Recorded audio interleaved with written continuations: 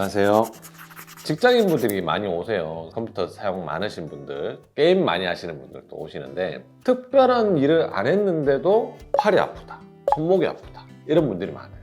컴퓨터 앞에 앉아 계시는 분들 가장 많이 걸리는 병 3가지 정도 말씀드릴게요. 대표적으로 첫 번째, 손목 터널 증후군.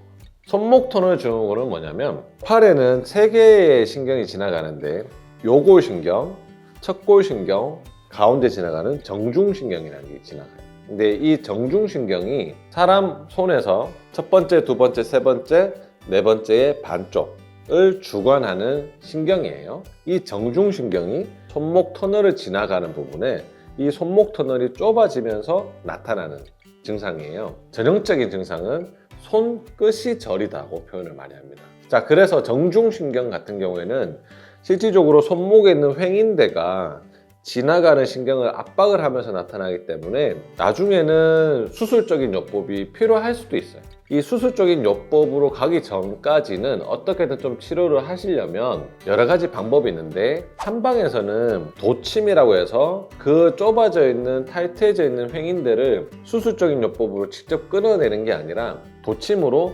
자극을 주면서 늘려주는 치료를 하기도 합니다.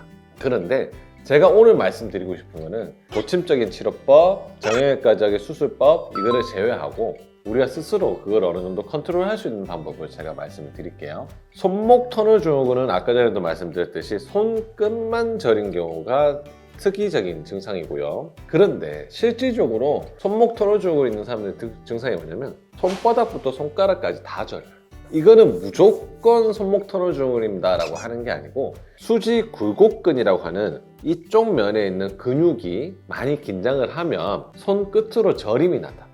그래서 저희 한의원 같은 경우에는 사실은 정형외과적인 곳에서 치료를 다 하시거나 근육이완제를 드시고 오시는 경우도 있고 결국은 증상이 호전이 안 되어서 수술밖에 방법이 없다고 하셔서 저희한테 오는 경우들이 많으신데 저는 그러면 꼭 말씀드려요. 여기에다가 치료하는 것보다는 일단은 수지 굴곡근부터 손가락 굽힌근부터 풀어보시라고.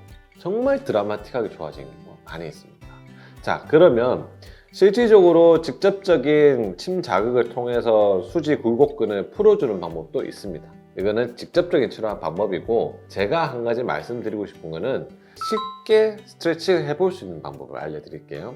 자, 우리가 보통은 손을 이렇게 젖혀서 팔을 해서 이쪽을 스트레칭을 하라고들 많이 하시는데 이렇게 스트레칭을 많이 하라고 하시죠. 근데 이것보다 좀 더 강력하게 스트레칭을 할 수 있는 방법 알려드릴게요.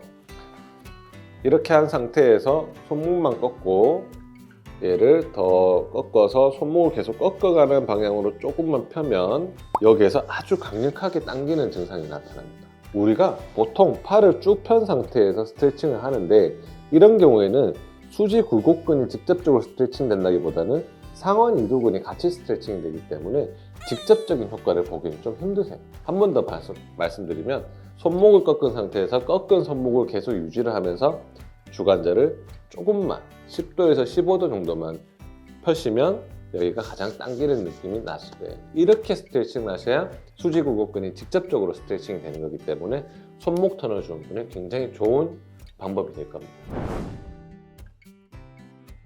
손목 통증이 있는 분들 많아요. 특히 여기 이쪽 부분은 이쪽 부분이 많이 있으십니다.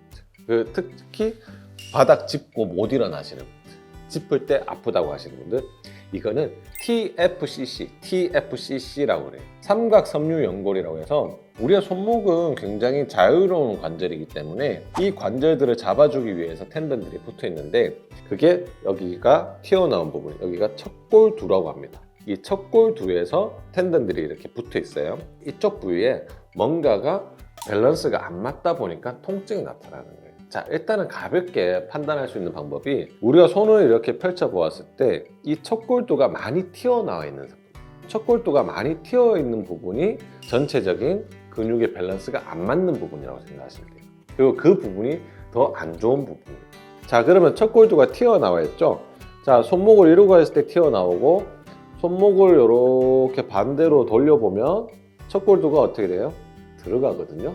자, 그러면 손목을 평상시에 이렇게 하고 있는 게 좋을까요? 이렇게 하고 있는 게 좋을까요? 이렇게 하면 할수록 척골두는 더 튀어나오기 때문에 여기 텐던에 부하가 많이 가요. 그래서 손목은 될 수 있으면 이렇게 하고 있는 게 좋은데 우리가 이렇게 하고 오래 있는 경우가 어떤 경우였죠? 타이핑할 때, 컴퓨터 쓸 때, 마우스 쓸 때 이렇게 내가 손을 회내를 한다고 하거든요.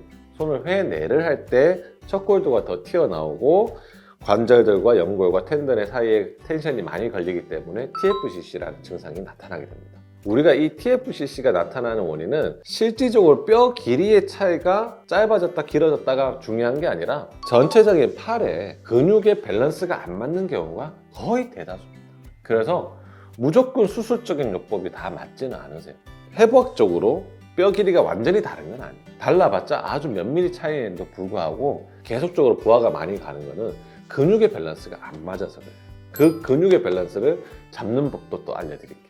자가 진단법은 실질적으로 팔을 앞으로 편 상태에서 이렇게 젖혀봤을 때 손목이 뒤로 덜 젖혀지는 부분, 상대적으로 텐션이 덜 젖혀지는 부분이 조금 더 문제가 있는 부분이다. 손을 회내를 했을 때 척골두가 더 많이 나와 있는 부분이 더 문제가 있는 부분이다. 이렇게 생각하시면 됩니다. 일단은 그쪽 부분을 스트레칭하는 방법을 알려드릴게요. 여기 보시면 여기가 더 많이 튀어나온 부분이 있는데 이쪽 부분을 이제 치료를 한다고 하면 가볍게 팔을 떨어뜨려 보세요. 툭, 그냥 툭 떨어뜨려. 이렇게 하시고 손목을 이렇게 꺾는 거예요. 여기에 뭔가를 물건 얹었다 생각하고 여기에 얹고 있다고 생각하고 이렇게 한번 해보세요. 이 자체만으로도 여기는 꺾이고 있는 거거든요. 이 손목을 계속 유지를 하면서 스트레칭을 할 거예요. 천천히 쭉 가면 스트레칭이 돼요. 이렇게. 이게 많이 아프면 평상시에 여기 근육이 엄청 굳어 있다고 보시면 돼요. 엄청 아프죠? 네, 엄청 아프죠. 자, 놓으시고 잘못하는 경우가 가면서 이렇게 펴면 아무런 자극이 없죠. 그래서 여기에서 꺾어도 자극이 없고 여기에서부터 꺾으면서 가셔야 돼요. 쭉 꺾으면서 가시면 이렇게 해서 하는 치료법이 있고 자가적으로는 스스로도 이 상태에서 손목을 뭔가를 받친다고 생각하시고 그 다음에 꺾으면서 천천히 스스로 쭉 이렇게 손목 꺾어가면 이쪽 부위가 많이 텐션이 걸리죠? 예, 그런 식으로 스트레칭 하죠. 이렇게 하는 것만으로도 이쪽에 통증이 많이 줄죠. 이렇게 보면 여기가 나중에 하면 할수록 좀 더 안정을 찾게 돼요. 그리고 한 가지 더 말씀드리면 이 손목 관절에만 해도 총 7개의 작은 뼈들이 모여 있어요. 만약에 7명이서 할 일을 3명이서 하면 당연히 부하가 많이 가겠죠. 이 작은 뼈들이 제각각 제 역할을 못하는 경우들이 있어요. 그래서 손목을 위에서 아래로 눌러주는 것만으로도 손목이 이완되는 느낌이 나죠. 손목을 실질적으로 잡아 빼는 거는 잘 안 빠져요. 실질적으로 그 근육들을 뼈들을 쭉 눌러주는, 이렇게 눌러주는 것만 하셔도 손목이 빠지는 느낌이 들죠. 뼈들이 스트레칭이 되는 느낌이 느껴지실 거예요. 더 정확하게 하려면 누른 상태에서 관절을 조금씩 돌려줍니다. 이렇게만 하셔도 손목을 젖혀봤을 때 굉장히 부드러워지는 걸 느끼실 거예요. 상대방이 해주는 것도 있지만 자가로 할 수 있는 방법이 여기와 여기의 사이에 보면 좀 좁아져 있는 부분이 있을 거예요. 여기를 본인 손으로 이렇게 잡아보세요. 그리고 여기를 꾹 누르면 이것 또한 손목이 늘어나는 느낌 받죠. 그 상태에서 살짝 돌려주면 훨씬 더 스트레칭 되는 느낌 받으실 거예요. 이것만 하셔도 손목은 확실히 덜 아픕니다. 고생하셨습니다. 내려오세요. 또 한 가지 더 이제 문제가 있는 게 뭐냐면 우리가 엘보라고들 많이 얘기하죠. 정식 명칭은 외측 상거염이라 합니다. 테니스 엘보, 골프 엘보, 내측 상거염. 결국은 뭐냐면 이 외측 상거염이나 내측 상거염이나 이 엘보가 오는 원인은 뼈의 문제라기보다는 근육의 문제예요. 자, 우리가 커튼에 달려 있어요. 커튼에 내가 중간 부분을 잡고 당기면 어디가 뜯어져요? 위에 매달린 부분이 떨어지는 거예요. 그러면 결국은 떨어졌다고 해서 떨어진 부분만 다시 붙인다고 안 떨어지는 건 아니라는 거죠.